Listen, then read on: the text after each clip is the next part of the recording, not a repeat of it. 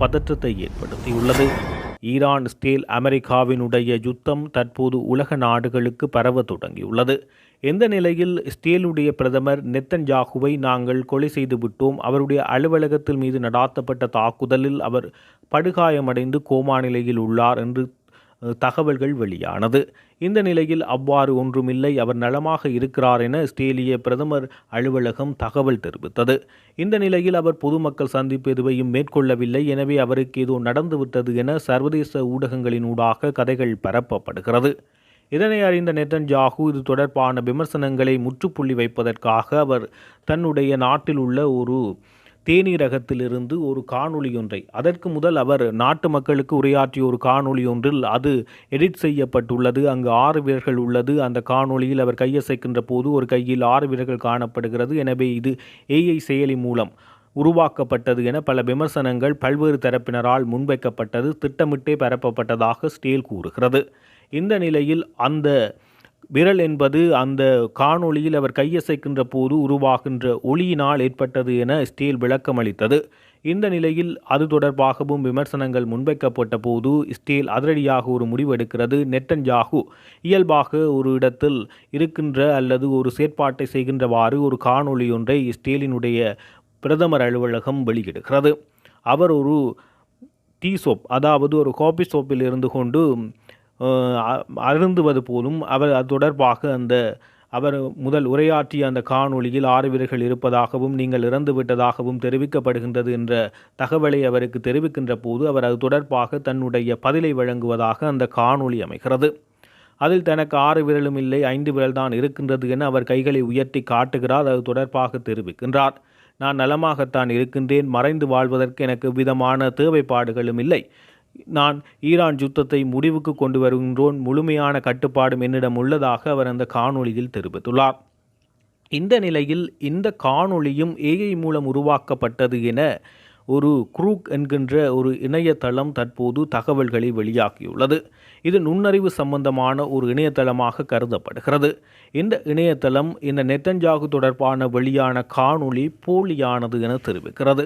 அதற்கு சில விடயங்களை அவர்கள் முன்வைக்கிறார்கள். இதன்போது கருத்து தெரிவித்த குரூக், நெத்தன்யாகு தேநீர் குடித்தபடி பேசும் காணொளி AI தொழில்நுட்பத்தால் உருவாக்கப்பட்டது என அறிவித்துள்ளது.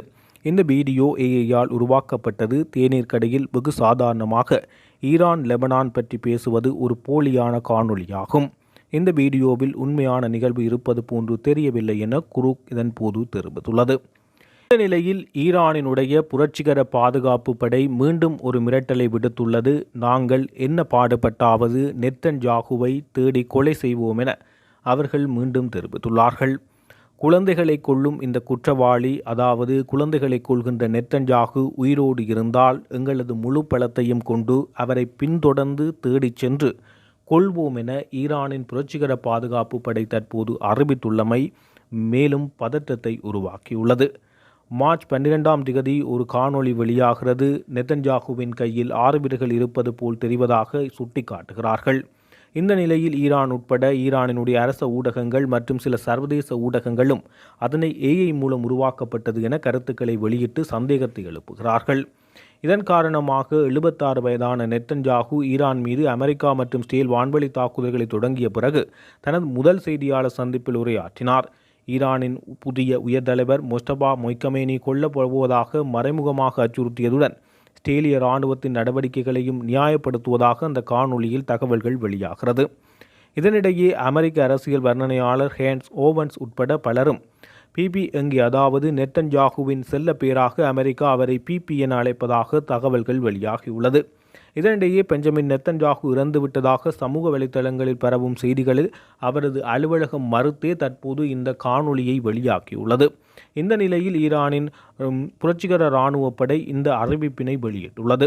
அதே நேரம் டொனால்ட் ட்ரம்பும் ஒரு விடயத்தை தெரிவித்துள்ளார். இந்த போர் விரைவில் முடிவடையப் போகிறது, நாட்டில் மசகு எண்ணெயின் விலை குறைவடையப் போகிறது, அதற்கு அமெரிக்கா உத்தரவாதம் வழங்கும் என்ற தகவலை டொனால்ட் ட்ரம்ப் தெரிவிக்கிறார். போர் மிக விரைவாக முடிவடைந்துவிடும், அதன்பின் மசகு எண்ணெய் விலை குறைக்கப்படும், ஹோர்முஸ் நீரிணைக்கு போர்க்கப்பல் அனுப்பாத நாடுகள் குறித்து ஜனாதிபதி ட்ரம்ப் விமர்சனம் தெரிவித்துள்ளார். ஹோர்முஸ் ஜலசந்தி வழியாக ஈரானுக்கு எதிராக, குறிப்பாக அமெரிக்காவுக்கு சார்பாக செயற்படுகின்ற நாடுகளின் கப்பல்கள் சென்றால் அவற்றை அடித்து நொறுக்குவோம் என ஈரானின் பொச்சிகர காவல்படை அறிவித்து அதனை செயற்படுத்தி வருகிறது. இந்த நிலையில் இந்தியா உட்பட ஈரானின் நட்பு நாடுகளின் கப்பல்களை செல்வதற்கு அவர்கள் எந்தவிதமான தடைகளையும் ஏற்படுத்தாமல் அவற்றை செல்ல விடுகிறார்கள். ஆனால் அமெரிக்காவுக்கு ஆதரவான கப்பல்கள் செல்கின்ற போது தாக்குகிறார்கள். இதன் காரணமாக பாதிக்கப்பட்ட நாடுகள் தங்களுடைய பாதுகாப்பு படையை அனுப்பி அங்கு பாதுகாப்புகளை பலப்படுத்த டொனால்ட் ட்ரம்ப் அழைப்பு விடுத்தார். ஆனால் பிரான்ஸ், ஆஸ்திரேலியா மற்றும் பிரித்தானியா முதல் அனுப்பியிருந்தாலும் தற்பொழுது பிரித்தானியாவும் இந்த தம்முடைய பாதுகாப்பு வீரர்களை அங்கு அனுப்புவதற்கு அவர்கள் மறுப்பு தெரிவித்துள்ளார்கள்.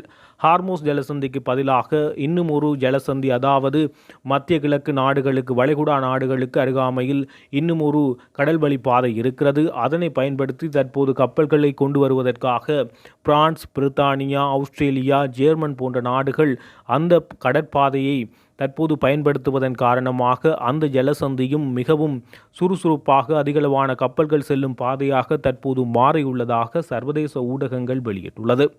இந்த நிலையில் போர் மிக விரைவில் நாங்கள் முடித்து விடுவோம், அதன்பின் மசகு எண்ணெய் விலை வீழ்ச்சியடையும், ஈரானிடம் ஏவுகணைகள் குறைந்து கொண்டு வருகிறது, இதனால் தான் ஈரானின் தாக்குதல்கள் தற்போது குறைந்துள்ளதாக டொனால்ட் ட்ரம்ப் ஒரு கருத்தை தெரிவித்துள்ளார்.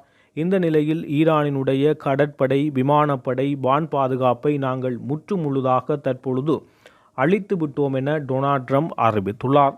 இதன் காரணமாகவே தான் போரை வெற்றி கொள்ளப் போவதாக, அதாவது போர் முடிவடையும் காலம் மிக வெகு விரைவில் உள்ளதாக தெரிவிப்பதாக டொனால்ட் ட்ரம்ப் குறிப்பிட்டுள்ளார்.